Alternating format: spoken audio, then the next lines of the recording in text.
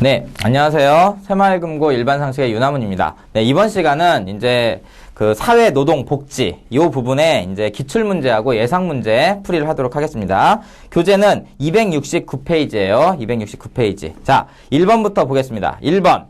파란 우산 공제란 소기업, 소상공인이 폐업 또는 노령, 사망 등으로 인해 생계 위협에 처할 경우 생활의 안정을 기하고 그 다음에 사업 재기에 기회를 제공할 수 있도록 운영하는 공제제도이다 이렇게 돼 있어요. OX 문제죠. 근데 이게 그 소기업이나 소상공인에게 다시 이제 사업 재기 기회를 제공할 수 있도록 운영되는 공제제도는 무엇이냐면 파란 우산이 아니라 노란 우산 공제예요. 노란 우산 공제. 그래서 이것은 틀린 표현이 되겠습니다. 자, 그래서 자 1번은 여기에 지금 파란 우산 공제 이렇게 돼 있는데 파란 우산 공제가 아니라 이게 아니라 무엇이다? 네, 노란 우산 공제다. 이렇게 보셔야 되죠. 노란 우산 공제다. 그쵸? 네. 그래서 1번은 일단, 네, X가 되겠습니다. 자, 2번 한번 보겠습니다. 2번은 다음 중 사회 간접 자본이 아닌 것은 이렇게 얘기했어요. 그쵸? 사회 간접 자본. 이것은 무엇이다? 자, 전력이라든지 상하수도, 그 다음에 철도, 이런 것들은 전부 다 사회 간접 자본에 들어가지만 공업은 사회 간접 자본이 될 수가 없죠. 네, 그래서 여기서는 지금 이제 사회 간접 자본, 생산에 간접적으로 영향을 주는 것을 지금 이야기를 하고 있는 거예요. 그쵸? 여기 보면 이제 상하수도라든지, 그쵸? 그 다음에 뭐 전력이라든지, 뭐 이런 거 있죠. 그쵸? 그 다음에 뭐, 철도, 그쵸? 네, 이런 것들을 사회 간접 자본이라고 하지만 공업은 사회 간접 자본에 포함되지 않는다. 그래서 정답은 몇 번이다? 네, 공업 2번이네요. 그쵸? 네, 2번 이렇게 보시면 되겠습니다. 자, 그 다음에 3번 보겠습니다. 3번. 자, 3번은, 자, 다음 중 임금 수준의 결정 요소에, 그러니까 임금 수준의 결정 요소에 해당하지 않는 것은 이렇게 돼 있어요. 그쵸? 네. 노동자의 임금 수준, 예, 결정과 관련 있는 건데, 자, 이거와 관련 없는 건 뭐냐? 여기서 봤을 때, 이종업계 임금 수준. 이종업계라는 것은 무슨 뜻이다? 이종업계라는 서로 다른 업계의 예, 임금 수준. 이건데, 이거하고 어떤 자기 그 기업의 어떤 임금 수준을 결정할 때 다른 업종의 임금이 무슨 영향을 주느냐 이거죠. 이거는 아무 상관 없는 거죠. 그쵸? 그래서 정답은 몇 번이다? 이것은 3번이 되겠습니다. 이종업계의 임금 수준하고는 전혀 관련이 없죠. 그렇지만 동종업계의 임금 수준은 어느 정도 영향력을 행사를 할 수 있겠죠.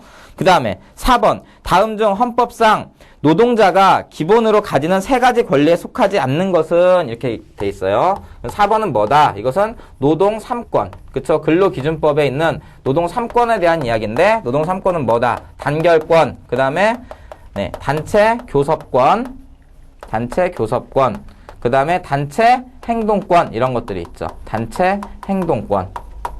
요 세 가지가 일단은 노동 3권에 해당이 된다. 그렇지만 여기에 나와 있는 단체 결정권은 이 노동 3권에 들어가는 게 아니에요. 단체 결정권. 요거는 아무 상관없다. 네. 네. 단체 결정권은 이 노동 3권에 들어가지 않는다. 그래서 정답이 몇 번이 된다? 예. 2번이 정답이 되겠습니다. 그쵸? 그 다음에 5번 한번 보겠습니다. 5번.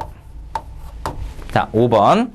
자, 교재를 넘겨서 5번을 보면 다음에 주어진 상황에 알맞은 실업의 형태는 무엇인가 이렇게 돼 있어요.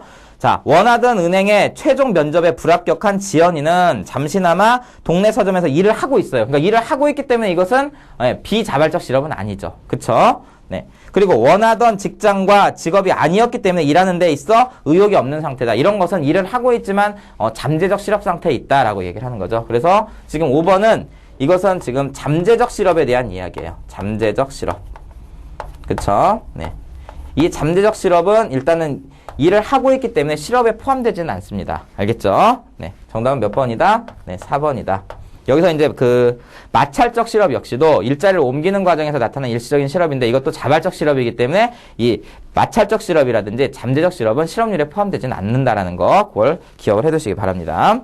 구조적 실업은 사회 구조의 변화에 따른 실업이고 계절적 실업은 계절적 요인에 따른 실업 이렇게 되는 거죠. 자, 6번 보겠습니다. 6번. 자, 6번은 한 개인의 일반적인 또는 특정의 신념, 가치, 태도, 행동을 형성하는 데 있어서 비교점이나 기준이 되는 사회 집단을 무엇이라고 하는가? 어떤 개인의 가치 판단이나 행동의 어떤 기준이 되는 집단, 이것을 무엇이라고 부른다? 준거 집단, 이렇게 부르죠. 준거 집단. 물론 이 준거 집단에도 긍정적 준거 집단, 되고자 하는 집단도 있고 그렇게 되고 싶지 않은 집단, 즉 부정적 준거 집단도 있습니다. 네, 1번. 그래서 정답은 1번이 되겠습니다. 준거 집단. 그 다음에 7번 보겠습니다. 실종되었거나 납치가 의심되는 아동의 얼굴과 신원을 도로의 전광판 또는 방송, 휴대전화 등을 통해 공개하여 신고와 제보를 독려하는 시스템. 이것은 이제 무엇과 관련있다? 엠버 경보 시스템 이렇게 되죠. 엠버 경보 시스템. 그쵸? 네. 엠버 경고 시스템. 경보 시스템. 자, 이거는 이론에서 우리가 공부를 했던 것들이죠. 네, 답은 몇 번이 된다. 그래서 1번이 되겠습니다. 이 엠버 경보 시스템은 1996년 미국에서 납치 살해된 여자아이의 이름을 따서 도입한 제도예요. 그 아이 이름이 바로 엠버였기 때문에 그 이름을 따서 도입을 한 게 바로 엠버 경보 시스템이다. 우리나라에는 이 엠버 경보 시스템이 언제 도입이 됐다? 우리나라에도 도입이 됐는데 2007년에 한국에도 어떻게 됐다? 이 엠버 경보 시스템이 도입이 됐다. 이렇게 기억을 해두시면 되겠습니다. 그 다음에 자 8번 보겠습니다. 교사가 학생에게 지속적으로 관심을 줌으로써 역량이 향상되는 현상. 이걸 뭐라 부른다? 피그말리온 효과 이렇게 부르죠. 네, 8번. 이것은 피그말리온 효과. 피그말리온 효과 이렇게 되죠. 정답은 몇 번이 된다? 8번에 네, 2번이 되겠죠. 그 다음에 나머지들 보면 베르테르 효과는 어떤 유명인이 자살을 하면 따라서 자살을 하게 되는 현상. 이런 것들을 이제 베르테르 효과 이렇게 부르고, 그 다음에 플라세보 효과는 의학적으로 특정 항목의 비활성인 약품을 환자에게 속여 투여함으로써 얻는 긍정적인 심리 효과를 우리가 뭐라 부른다? 플라세보 효과 이렇게 부르죠. 헤일로 효과는 어떤 후광 효과를 이야기를 하는 거죠. 그쵸? 인물을 평가할 때 어떤 한 측면이 다른 측면에 영향을 주는 거. 이것을 후광 효과 또는 뭐라 부른다? 헤일로 효과 이렇게 부릅니다. 그 다음에 9번 한번 보겠습니다. 청소년의 범죄와 탈선의 위험이 있는 윤락가나 어떤 숙박업소 밀집 지역으로 청소년의 통행을 일정 시간 동안만 허용하거나 원천적으로 금지하는 구역. 이걸 뭐라 부른다? 우리가 레드존 이렇게 부르죠. 9번은 레드존. 그쵸? 레드존.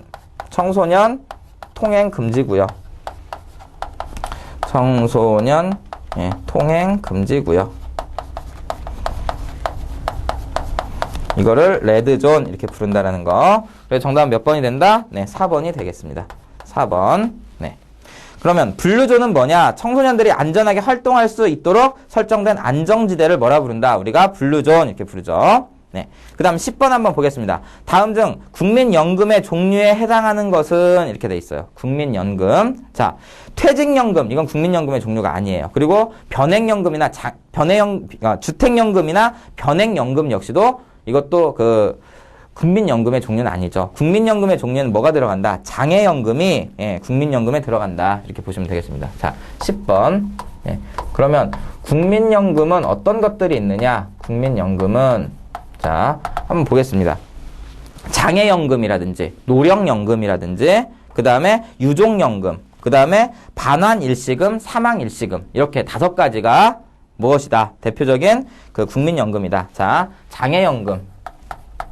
그쵸? 장애연금. 그 다음에 노령연금.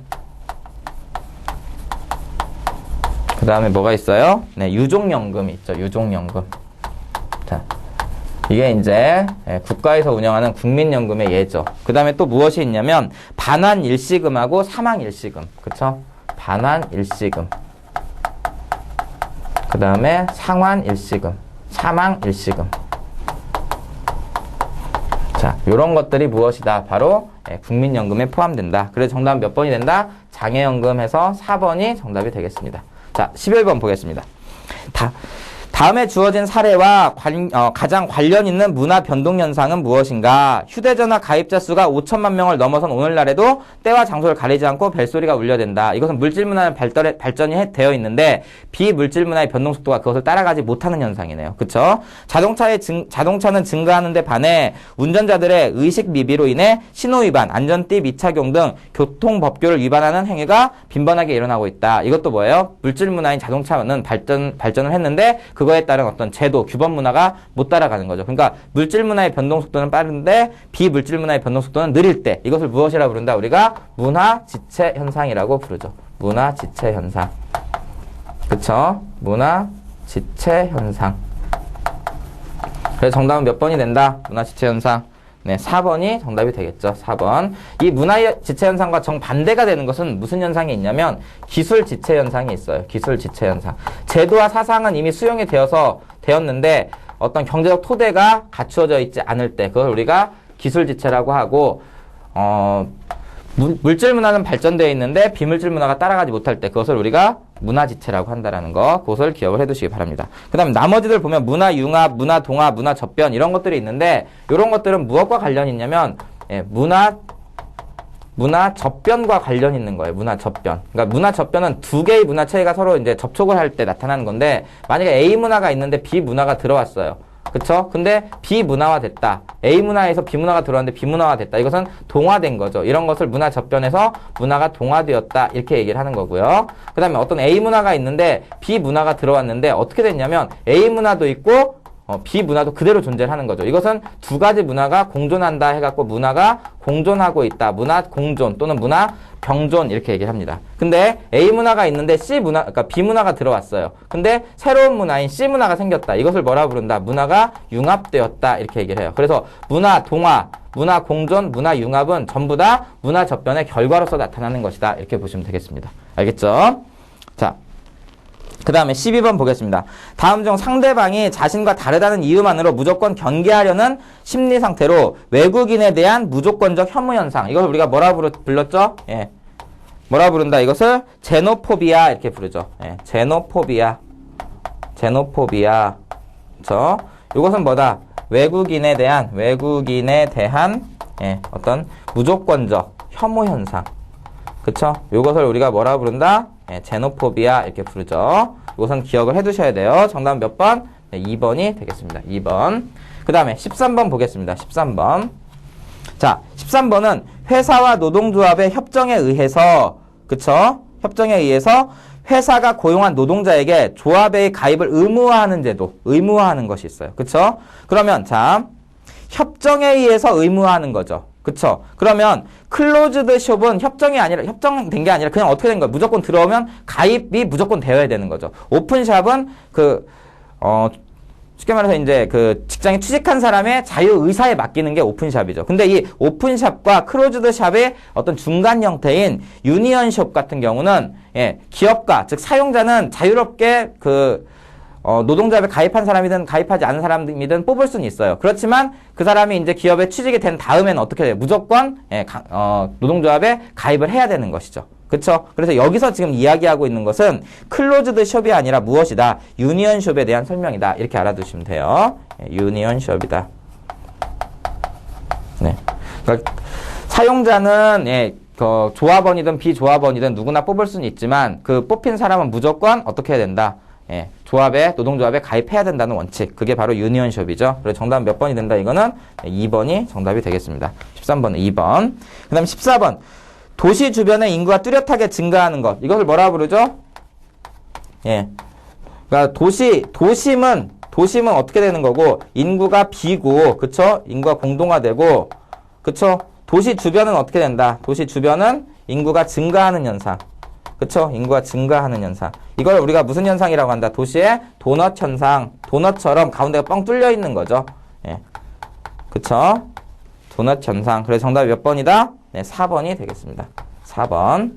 그쵸? 그 다음에 15번 보겠습니다. 다음 중 노동자에 의해 행해지는 행위가 아닌 것은 이렇게 돼 있어요. 예, 노동자의 이제 쟁인데, 예, 노동쟁인데, 자, 노동쟁이에 해당되는 걸 한번 적어보면 여기 나와 있는 것 중에 동맹파업, 노동쟁이의 예죠. 그쵸? 그 다음에 또 뭐가 있어요? 보이콧도 뭐예요? 예, 노동쟁이의 한 예가 될 수 있죠. 그 다음에 사보타주, 예. 대표적인 사보타주는 이제 태업 같은 경우죠. 태업. 그쵸? 이런 것들은 노동쟁이의 예지만, 근데 중요한 건 여기서 이제 직장 폐쇄는 누가 하는 것이다? 직장 폐쇄는 누가 하는 것이다? 예. 사용자가 하는 것이죠. 사용자가. 그쵸? 예. 기업이 하는 것이죠. 이것은. 그래서 직장 폐쇄가 바로 노동쟁의 예가 아니겠죠. 그래서 답은 몇 번이 된다? 4번이 되겠습니다. 4번. 자, 그 다음에. 자, 16번 한번 보겠습니다. 16번. 자, 16번.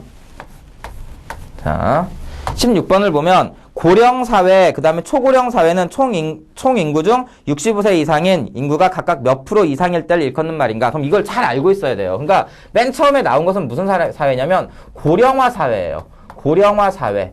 그 다음에 두 번째 나오는 게 뭐다? 바로 고령 사회다. 그 다음에 세 번째 나온 게 뭐다? 바로 초고령 사회다. 이 개념을 알고 있어요. 이 순서를. 그쵸? 초고령 사회다. 이 순서를 알고 있어야 이 문제를 풀 수가 있죠. 그래서 고령 사회는 7%죠. 전체 인구 중에 노인의 비중이. 그리고 고령 사회는 14%고 초고령 사회는 20%라고 했습니다. 근데 여기서 지금 물어본 것은 무엇이다? 고령 사회와 초고령 사회를 물어봤어요. 고령 사회와 초고령 사회를 물어봤으니까 14%와 20%가 답이 되어야 되죠. 그래서 답이 몇 번이 된다? 네, 3번이 정답이 되겠습니다. 그쵸? 고령화 사회, 고령 사회, 초고령 사회 이렇게 된다라는 거. 그 다음 17번. 17번. 자, 현실적이지 않은 계획을 세우고 장래 이상과 행복만 추구하느라 현실에 만족하지 못하는 증상을 우리가 뭐라 부른다? 네, 파랑새 증후군 이렇게 부르죠. 예. 현실에 만족하지 못하는 거죠. 예, 만족 못하고, 그쵸? 미래에 뭔만 추구한다? 미래의 행복만 추구하는 것. 행복만 추구하는 증상. 하는 증상 이렇게 얘기를 할 수가 있어요. 현실에 만족하지 못하고 미래의 행복만 쫓는 현상. 그쵸? 이걸 우리가 뭐라 부른다? 파랑새 증후군 이렇게 부르죠. 파랑새 증후군 이렇게 부릅니다. 그래서 정답 몇 번이 된다? 파랑새 증후군. 네, 1번이 정답이 되겠죠. 1번. 나머지들도 한번 보겠습니다. 오델로 증후군이라는 것은 증거나 이유가 없이 자신의 연인이나 배우자가 부정한 행동을 하고 있다는 그릇된 믿음을 갖는 증세. 이것을 오델로 증후군 이렇게 부르고요. 앨리스 증후군은 사물의 크기나 자신의 몸의 크기가 평소와 다르다고 느끼며 대체로 어떤 편두통을 앓고 있는 그런 현상. 그것을 우리가 앨리스 증후군이라고 얘기를 합니다. 그 다음에 리플리 증후군은 사회적인 욕구에 비해서 현실적으로 실현할 수 없는 경우에 자주 발생하며 현실에서 이룰 수 없는 것을 허구의 세계를 만들어 자기 자신마저 속이며 그곳에서 사는 현상. 그것을 우리가 뭐라 부른다? 리플리 증후군 이렇게 불러요. 자, 여기서는 지금 파랑새 증후군에 대한 설명이었어요. 그쵸? 그 다음에 18번. 무엇이든 자기중심적이고, 그쵸? 그리고 자기중심적으로 생각하고 행동하며 자신과 관련이 없는 것에 대해서는 무관심한 현 세대를 나타내는 용어. 이것은 완전히 자기중심 세대 이렇게 얘기를 하는 거죠. 자기중심 세대니까 뭐라고 부를 수 있어요? me. 그쵸? me generation 이렇게 부르는 거죠. 그쵸? me generation. 그쵸? me generation. 이게 답이 되죠. 그래서 몇 번이 답이 된다? 네, 1번이 답이 되겠습니다. me generation. 그 다음에 3포 세대라는 것은 무엇이냐면 어떤 경제가 굉장히 불안정하고 경제적으로 어렵다 보니까 연애라든지 또는 결혼이라든지 출산 등을 포기한 세대. 그것을 3포 세대라고 얘기를 하고, L 제너레이션은 뭐냐면 럭셔리 제너레이션이에요. 럭셔리 제너레이션. 그쵸? 고가의 의류나 가방, 액세서리 등 수입 명품 소비를 일상화하며 이를 통해 정체성을 찾는 젊은이를 L 제너레이션, 럭셔리 제너레이션이다. 이렇게 부르죠. 그 다음에 캥거루 세대는 경제적으로 또는 정신적으로 아직까지도 부모에 의존하면서 독립을 하지 못한 세대. 이것을 캥거루 세대다 이렇게 부릅니다. 그 다음에 19번. 다음 중 전망 없는 저임금 노동을 뜻하는 용어. 이건 딱 알아두셔야 돼요. 19번. 그쵸? 예. 전망 없는 저임금 노동. 이것을 우리가 뭐라고 부른다? 맥잡 이렇게 부르죠. 맥잡. 네. 요 단어를 좀 기억을 해 두시기 바랍니다. 그래서 정답은 몇 번이다? 네, 1번. 이렇게 되겠네요. 19번에 1번. 그쵸?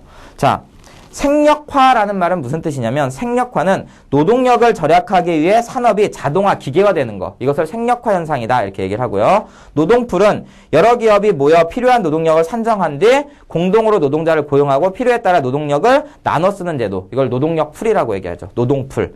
보이콧은 무엇이냐? 예, 특정 회사나 특정 그러니까 특정 회사의 상품이나 서비스를 어떻게 하는 거예요? 불매 운동을 하는 행위. 이것을 보이콧 행위라고 이야기를 하죠. 그 다음에 20번 보겠습니다. 자, 20번.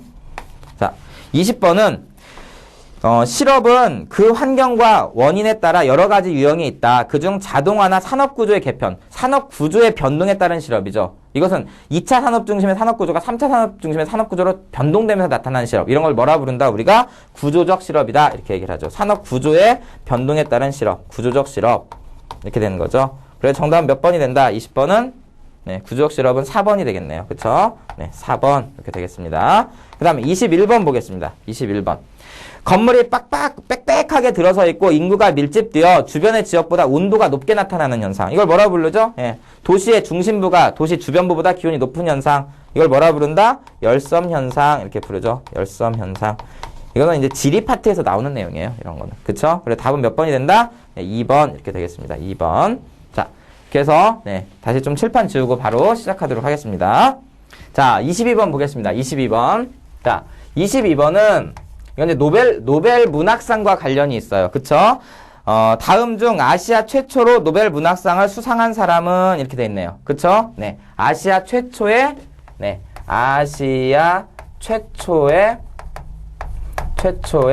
노벨 문학상 이렇게 돼 있어요. 그쵸? 노벨 문학상. 이것은 누구냐면 바로 인도의 시인인 바로 누구다? 예, 타고르다. 타고르. 그쵸? 타고르가 몇 년에? 1913년에 바로 노벨 문학상을 수여했습니다. 그래서 정답이 몇 번이 된다? 네, 3번이 정답이 되겠습니다. 3번. 네. 최초 정도만 기억을 해두시면 돼요. 네. 알아두시면 됩니다. 그 다음에 23번 한번 보겠습니다. 23번. 현재보다 더 좋은 직장을 찾기 위해 잠시 쉬는 경우 근로자의 직장 이동 도중에 일어나는 실업 상태. 이것을 무엇이라 부른다? 이것은 바로 직장 이동 시에 일어나는 실업. 그걸 뭐라 부른다? 우리가 네. A 직장에서 어디로? B 직장으로 이동을 할 때, 이 B 직장으로 이렇게 이동을 할 때 뭐가 일어난다?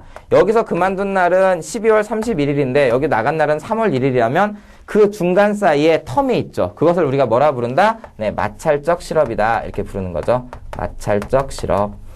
이것은 엄밀한 의미에서 비자발적 실업이 아니기 때문에 네, 실업률에는 포함이 되지 않습니다. 그래서 정답은 몇 번이 된다? 네, 1번 이렇게 보시면 되겠습니다. 1번. 그 다음에 24번 보겠습니다. 다음 중 아시아 최초로 노벨 평화상을 수상한 사람은 이렇게 돼 있죠. 자, 24번. 자, 24번은 바로 무슨 문제냐면, 자, 보시면 여기서 아시아 최초 노벨 평화상이에요, 지금. 그쵸? 여기서는 노벨 평화상을 물어봤는데, 바로 이 노벨 평화상을 수여한 사람이 누구냐면, 바로 1970 몇 년? 네. 74년 당시 일본 총리였던 누구다? 바로 사토 에이사쿠. 그쵸? 네, 사토 에이사쿠.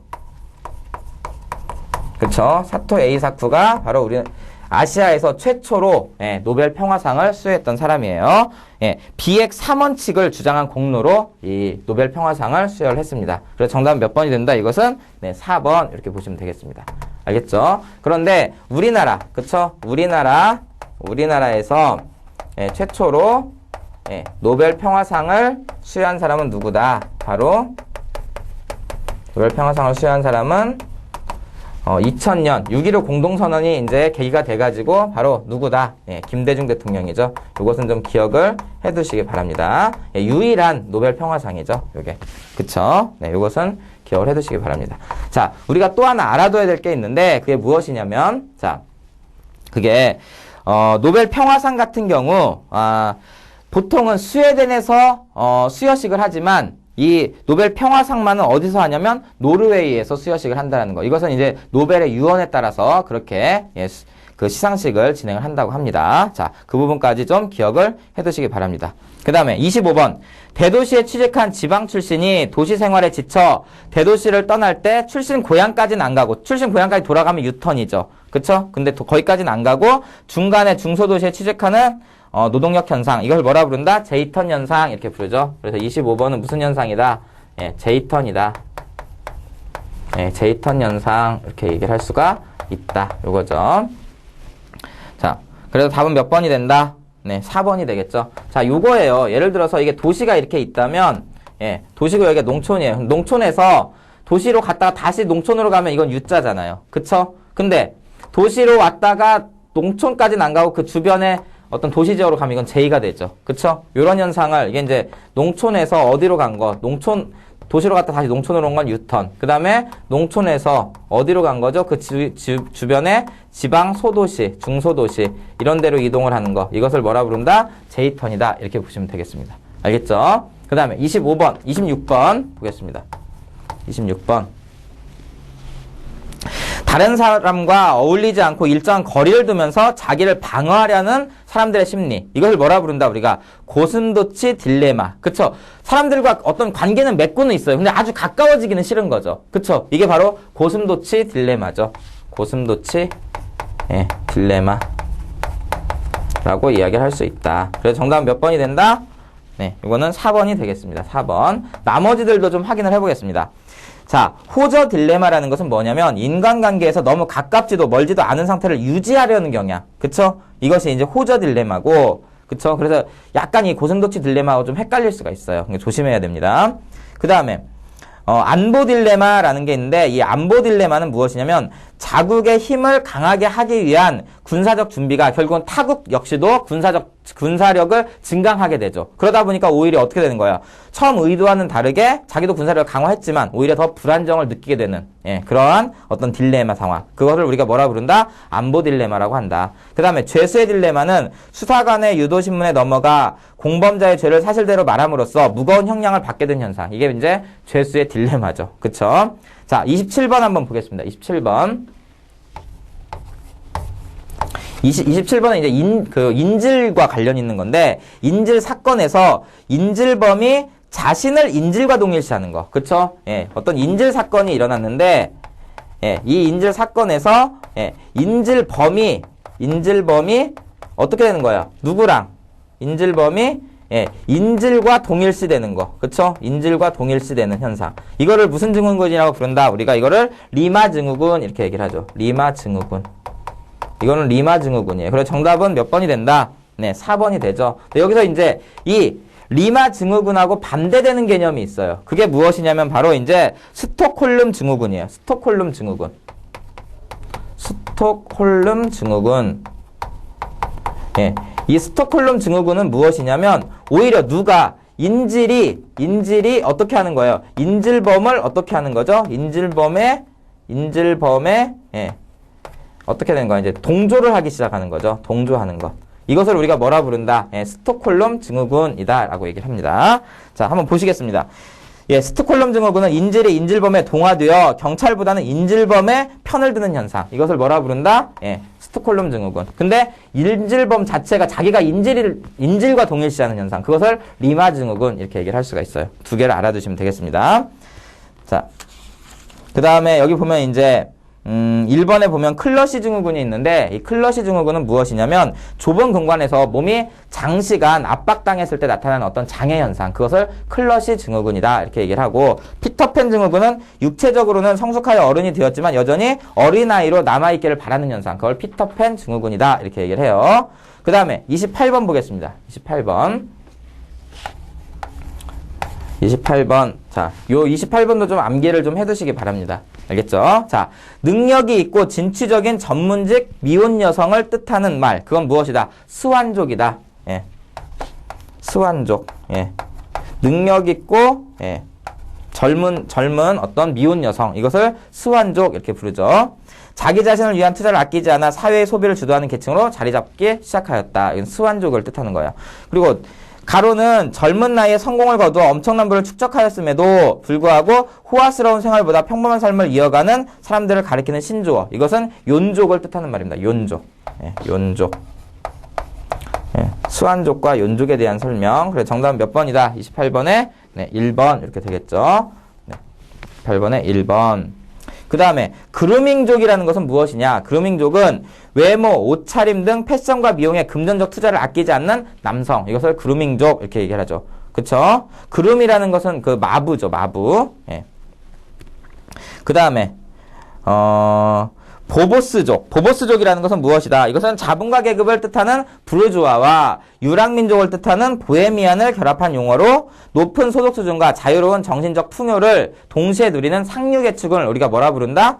보보스족 이렇게 부르죠. 그러니까 어떤 정신적 풍요, 그 다음에 경제적 풍요, 이런 것들을 동시에 누리는 어떤 상류층, 이것을 우리가 보보스족이다. 이렇게 부릅니다. 그 다음에 29번 보겠습니다. 29번은 다음 지문이 설명하는 것은 무엇인가 이렇게 돼 있는데, 얼마 전 한 TV 프로그램에서 A 연예인은 짜파게티와 너구리라는 두 가지 라면을 한때 섞어 새롭게 조리를 했다. 근데 원래 이 요리법은 대학생인 일반인이 자신만의 요리 비법을 인터넷상에 올리면서 퍼지기 시작하였는데, 이 이외에도 여러 블로그에는 라면 업체가 권장하는 조리 순서를 무시하고 소비자가 새로 개발한 다양한 조리법이 공개되고 있다. 자, 이러한 것을 설명한 거. 이런 사람들을 뭐라 부른다? 우리가 모디슈머 이렇게 부르는데, 모디슈머는 무슨 뜻이냐면, 모디슈머는 자, 일단 수정하다, 변형하다라는 모디파이. 그쵸? 모디파이와 컨슈머. 소비자를 뜻하는 컨슈머. 이 두 가지가 합쳐져 가지고 모디슈머 이렇게 해서 만들어진 거예요. 그쵸? 그러니까 원래 주어진 어떤 조리법을 수정하는 소비자 이런 뜻이죠. 그쵸? 그래 답이 몇 번이 된다? 이것은 1번이 되겠습니다. 모디슈머에 대한 이야기다. 그 다음에 30번 보겠습니다. 30번.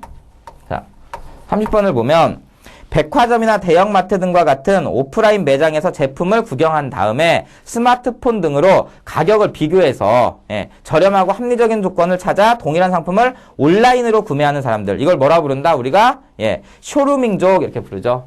쇼루밍족. 쇼루밍족은 뭐냐면, 그러니까 오프라인에서 그러니까 백화점이라든지 이런 어떤 대형 매장에 가가지고 직접 상품을 봐요. 그리고 나서 자기가 인터넷이라든지 모바일, 그러니까 핸드폰을 이용해서 여러 이제 다른 그 상품들의 어떤 가격을 비교를 해보는 거죠. 그리고 나서 좀 더 저렴하게 온라인에서 상품을 구입하는 그러한 어떤 소비자를 뭐라 부른다? 우리가 쇼루밍족 이렇게 부른다라는 거. 그게 몇 번이다 답이. 그래서 이것은 4번이 되겠습니다. 4번. 헬프족은 건강한 삶을 위해 올바른 식습관과 조리법에 관심이 많고 고급 식재료나 조리도구에 과감하게 투자하는 사람들, 얘네들을 헬프족 이렇게 부르고, 모디슈머는 아까 이야기했죠. 바로 앞부분의 문제였었죠. 그렇죠? 원래 이제 정해져 있는 그 조리법을 어떻게 하는 거야? 변형시키는 어떤 소비자 이런 뜻이죠. 그 다음에 웰루킹족은 뭐냐면 스스로의 건강과 안정감을 추구하고 타인의 시선에서도 보기 좋게 잘 사는 것을 목표로 삼는 어떤 사람들, 얘네들을 웰루킹족이라고 부른다. 이렇게 알아두시면 되겠습니다.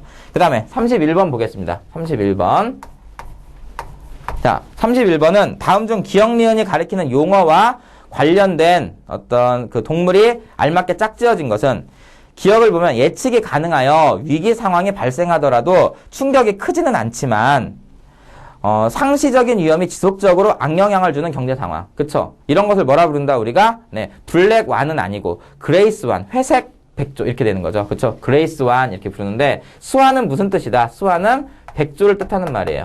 백조. 그래서 여기 나오는 동물은 백조가 되겠네요. 그쵸? 그 다음에 니은. 앞에 닥친 문제를 무시하고 현실에서 도피하려는 사람들을 가리키는 말. 그리고 각종 지출을 한정된 소득으로 감당하느라 노후를 준비하지 못한 채 은퇴를 앞둔 중장년층을 우리가 무슨 시대라고 부른다? 타조 세대 이렇게 부르죠. 타조 세대. 그래서 여기서는 동물이 백조와 타조가 나오고 있어요. 그리고 답은 몇 번이다? 3번 이렇게 되겠습니다. 그 다음에 32번 보겠습니다. 32번. 다음 중 복지 혜택은 받기를 원하면서 그 비용을 자신이 분담하기는 싫어하는 현상. 그러니까 복지는 받고 싶지만 내가 그 돈에 그거에 대한 비용을 지불하기는 싫다 이거죠. 이걸 뭐라 부른다? 우리가 눈프 현상 이렇게 부르죠. 눈프 현상. 눈프 현상은 NOO 그쵸? MP 이렇게 되는 거죠. 이건 뭐냐면 not out of my pocket. 이렇게 되는 거죠. 그쵸? 그러니까 내 주머니에서는 절대 나가면 안 된다 이거죠. 이게 바로 눈프 현상이에요. 그래서 정답은 몇 번이 된다? 1번이 되겠습니다. 이건 1번이 정답이에요. 그 다음에 여기 보면 이제 뭐 쭉 보니까 4번에 보면 핀피 현상이 있네요. 핀피 현상. 그쵸? 이것은 이제 지역 이기주의에서 나오는 거예요. 지역 이기주의. 그쵸? 네. 근데 이제 또 다른 표현으로서 뭐가 있냐면 please in my terms of office라는 표현도 있어요. 핀피에. 이것은 무엇이냐면 공직 재임 중에는 반드시 무언가를 하겠다는 식으로 무리한 사업을 추진하는 어떤 전시행정도 핀피 현상이라고 얘기를 해요. 그쵸? 네. 그렇지만 이제 또 다른 이제 집단 이기주의로 편의시설 우리 집 앞에 반드시 만들어야 된다라는 어떤 place in my front yard에서의 핀피 두 가지가 있다라는 거. 그쵸? 두 가지를 알아두시기 바랍니다. 그 다음에 33번 한번 보겠습니다. 33번. 다음이 설명하는 용어로 알맞은 것은 이 용어는 사회적 지위와 소득이 향상된 여성, 사회적 지위와 소득이 향상된 여성 여기다가 밑줄을 쭉 쳐셔야 돼요. 그쵸? 그리고 경제 산업계에서 주역으로 우뚝 설 것이라는 의미를 담고 있다. 얘네들이 이런 그 여성들이 전통적으로 남성 중심이라고 여겨지던 자동차 전자업계에서도 경제력을 갖춘 여성 고객을 잡기 위한 마케팅을 벌이고 여러 기업들은 쉬플랜들리 근무 환경을 조성하기 위해 노력하고 있다. 그쵸? 쉬플랜들리 이건 다 무엇과 관련 있는 거예요? 그러니까 여성과 관련 있는 것이죠. 그래서 이런 것을 뭐라 부른다? 우리가 네, 위먼 이코노미스, 그쵸? 위먼 이코노믹스 해가지고 뭐라 부른다? 네, 네, 그러니까 위민 여성을 뜻하는 거죠. 그리고 이제 경제를 뜻하는 이코노믹스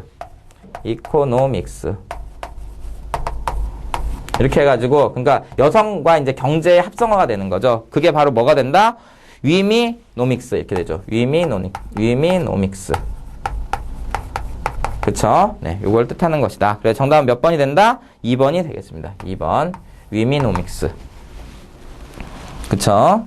그 다음에, 자, 위버노믹스는 무엇이냐면, 웹과 경제, 이코노믹스의 합성어로 웹의 확대와 더불어 형성되는 어떤 인터넷 중심의 산업구조. 이것을 웨버노믹스 이렇게 부릅니다. 그 다음에, 프리코노믹스는 무엇이냐면, 프리, 이것은 이제 공짜죠.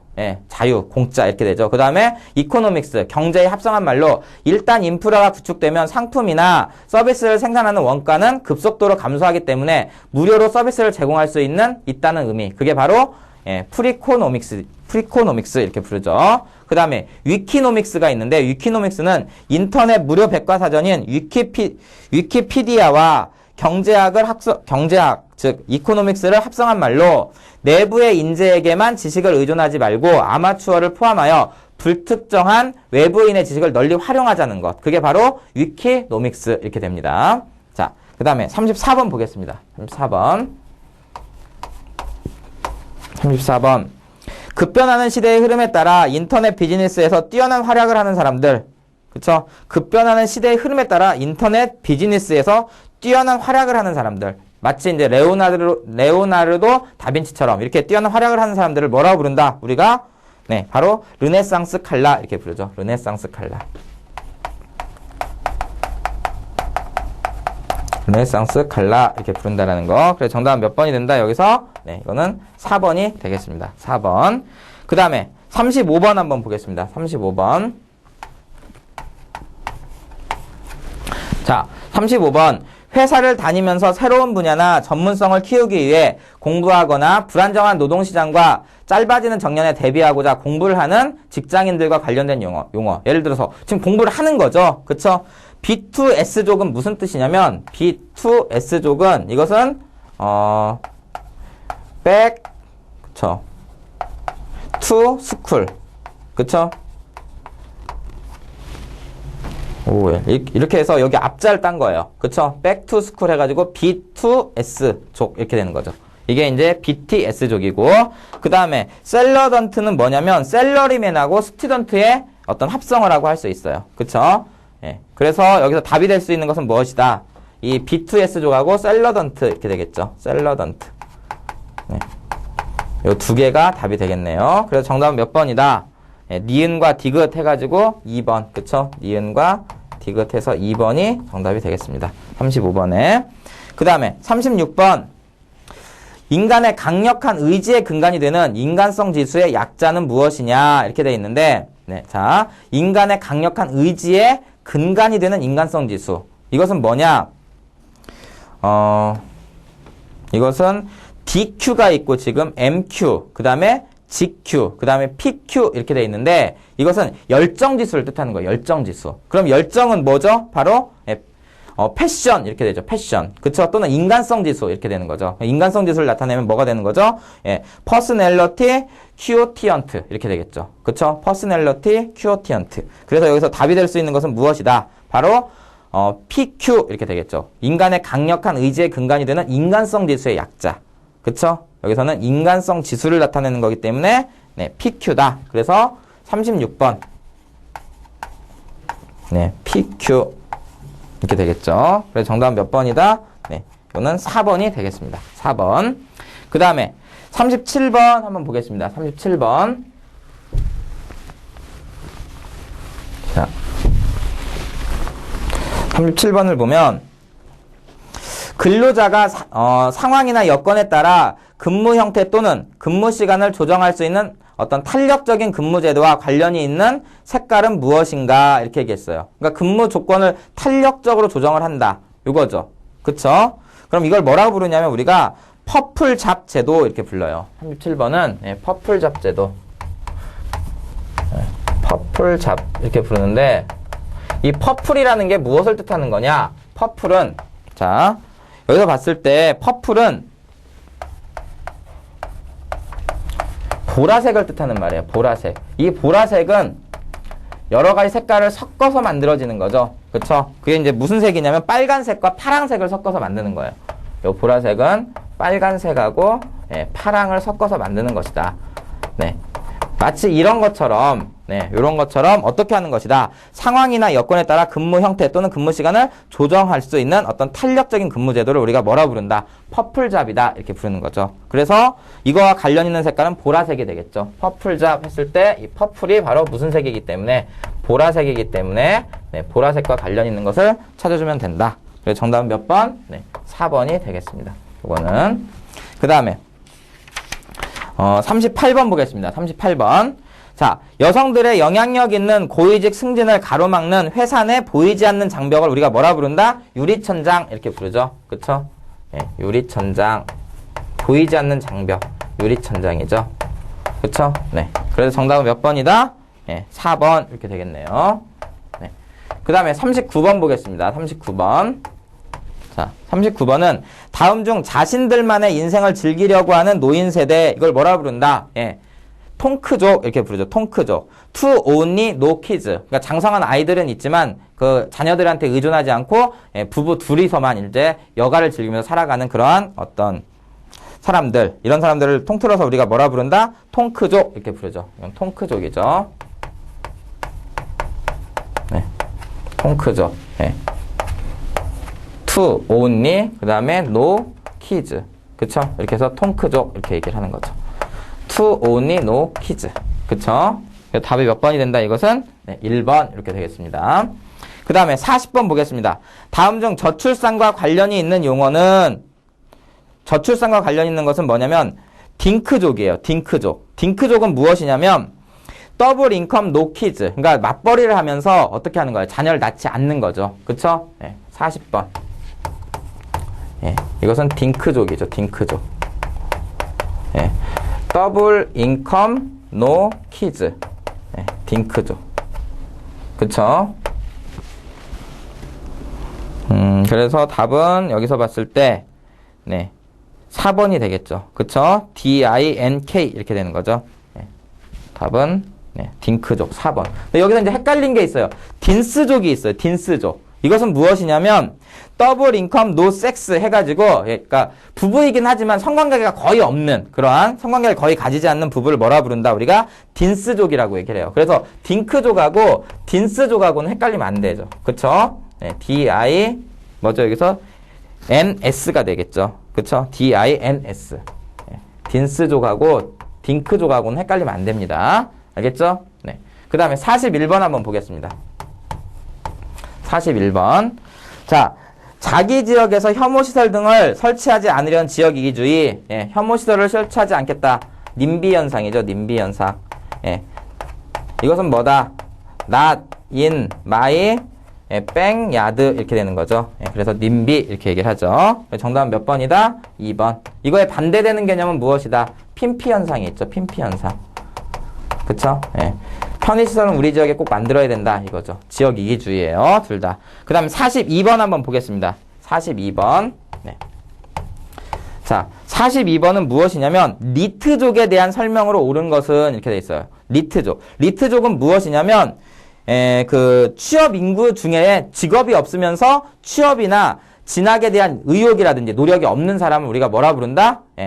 청년 그 실업자들 이런 애들을 뭐라 부른다? 취업 의욕이 없는 청년 실업자를 니트족 이렇게 부르죠. 니트족이라는 것은 취업, 공부 등의 어떤 의욕이 없는 어떤 청년 실업자를 뜻하는 말이에요. 그쵸? 네. 그래서 정답은 몇 번이 된다? 니트족. 네, 3번이 정답이 되겠습니다.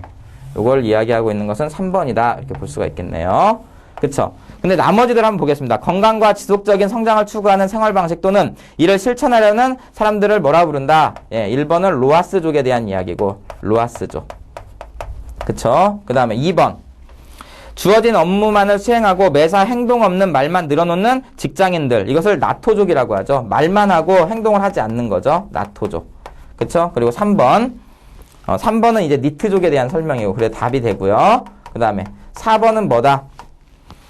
나이에 국한하지 않고 자신의 삶을 아름답게 가꾸는데 열성적인 중년층 여성층을 루비족 이렇게 부릅니다. 루비족. 네. 이렇게 해서 각각의 의미들을 알아두시기 바랍니다. 그 다음에 43번 보겠습니다. 43번. 네. 43번은 참여. 참여는 뭐예요? participation. 그쵸? participation. 이거고. 그 다음에 열정. 열정은 뭐다? 패션이죠. 패션. 그 다음에 잠재력. 잠재력은 potential power. 이렇게 얘기를 하죠. 전부 다 앞자에 뭐가 들어가죠? P자가 들어가죠. 그쵸? 참여의 participation. 여기에도 P자가 들어가고. 그 다음에 열정의 패션에도 뭐가 들어간다? P자가 들어가고. 그 다음에 잠재력의 potential power에도 잠재력의 포텐셜 파워에도 뭐가 들어간다? P자가 들어가죠. 그래서 이런 세대를 무슨 세대라고 부른다? 우리는 P세대 이렇게 부르는 거죠. P세대. 그쵸? 그래서 정답은 몇 번이 된다? P세대 해서 3번 이렇게 이야기를 할 수가 있습니다. 그쵸? participation의 P, 패션의 P, 그 다음에 포텐셜 파워의 P 해서 P세대 이렇게 부른다라는 거 이것을 기억을 해두시면 되겠습니다. 자, 이렇게 해서 이제 사회노동, 그 다음에 복지에 관련돼 있는, 사회노동, 복지에 관련 있는 어떤 나온 문제, 즉, 기출문제나 예상문제를 전부 다 풀었습니다. 반드시 이제 복습을 해서 완벽하게 공부를 하셨으면 좋겠습니다. 자, 여기까지 하겠습니다. 감사합니다.